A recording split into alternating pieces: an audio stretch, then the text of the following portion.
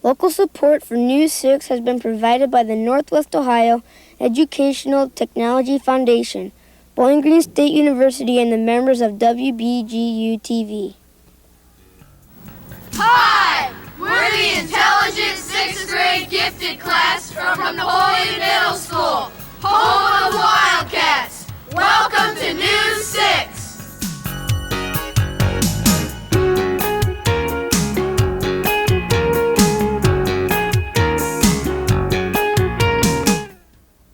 Hi, I'm Scott Rex from Napoleon Middle School. Welcome to News 6. With today's first story, here's Katie Nelson.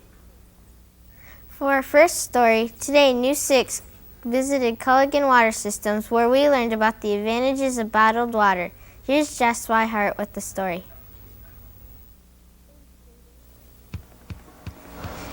Thanks, Katie. And my name's Josh Swihart. I'm here today with Lynn Watchman of Culligan Bottled Water Company. Lynn, is bottled water better than tap water? With bottled water, under federal and state law, we are not allowed to make any health claims. However, the water, without question, is extremely high purity water, a very, very high quality water, versus tap water, which may or may not be a very good quality. Is anything added to your water? We offer two types of water here, one being the purified water. We also have a sodium-free water that we do add some flavoring ingredients to. Where does the water come from? Josh, our water comes from a municipal water source. Where do the bottles come from? We have two main suppliers for our 5-gallon bottles. One is based in Columbus and the other is based in New Jersey. We bring the bottles in, we smell the bottles for any foreign material, we visually look at the bottle, we set the bottle upside down on the cones. The bottles go through a high-pressure heated wash water.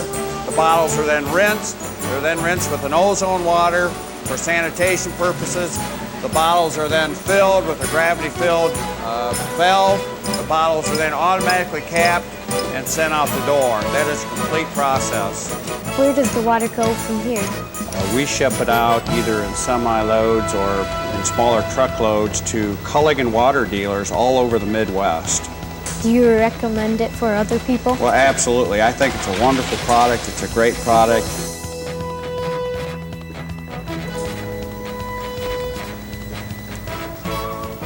Thanks, Lynn, for a great time. Josh, you're very welcome. We've enjoyed having all of you out today. Cheers! And now, Back to the studio!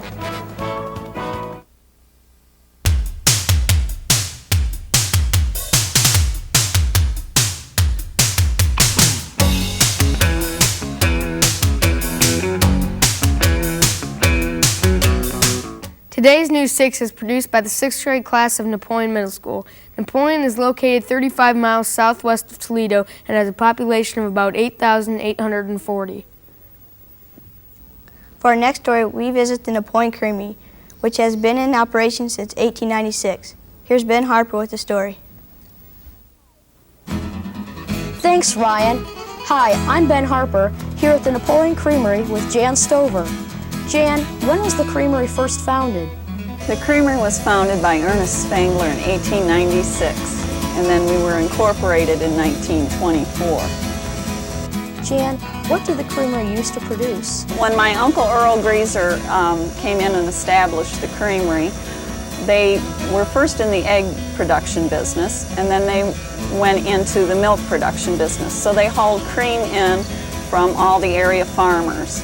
And then we produced the milk, and we produced cottage cheese, and after that we dried buttermilk. What goes on at the creamery now, Jan? Now we just distribute our dairy products, our cheese, butter, milk, and other food supplies.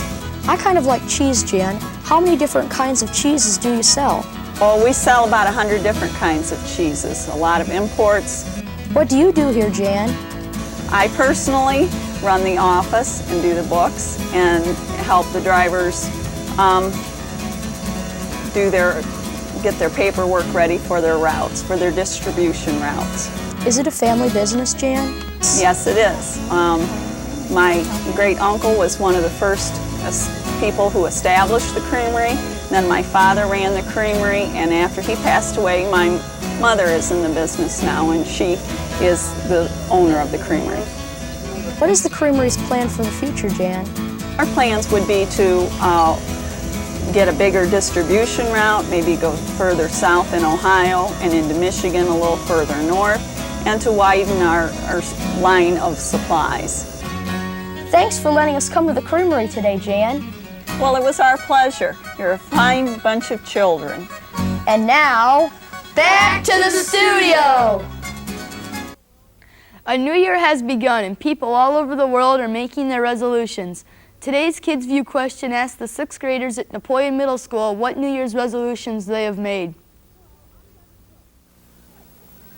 Hello, I'm Devin Cook, and today's first Kids View question of the year is, what is your New Year's resolution? My New Year's resolution is to help the homeless this year more than I did last year. My New Year's resolution is to make more money by working harder on my paper route. My New Year's resolution is to get my remote control airplane flying because it's very expensive and I don't want it to go to waste. For our last story today, News 6 spoke with Don Eberly, who has made a hobby out of collecting arrowheads. Some of these arrowheads date back to prehistoric times. Here's Jenny Samlow with the story.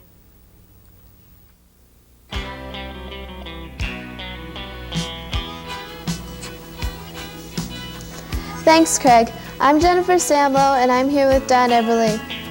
What made you choose to collect arrowheads? We moved out along the river when I was about 12. When we started working in the fields, my mother found a couple and she told me about them and I started looking for them and that's how I got started. Where do you find arrowheads? Anywhere along the rivers, especially where the most Native Americans would have lived. I don't know how to distinguish them between just arrowheads and just loose rocks. After you've walked, you look at enough of them, you recognize stones that have been worked by man. Would you call them arrowheads or artifacts, Don? Actually, there's very few arrowheads actually in the whole collection here. Most of them are artifacts or are tools. They didn't really start using the arrowheads until the last 1,000 years or so. How old is your oldest artifact? 100, 200, 300 years old? These right here go back about 8,000 years, and that'd be the oldest that you could possibly find in Ohio. Can you tell which culture or tribe your artifacts came from? Not tribes so much, because my collection is almost all prehistoric artifacts.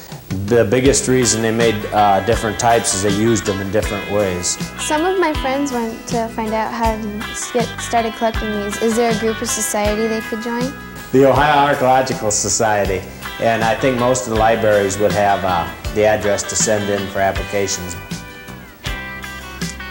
Thank you, Don. I thought these artifacts were very interesting. Thank you for asking me. I enjoy doing this. And now, back to the studio! Thank you for joining us today.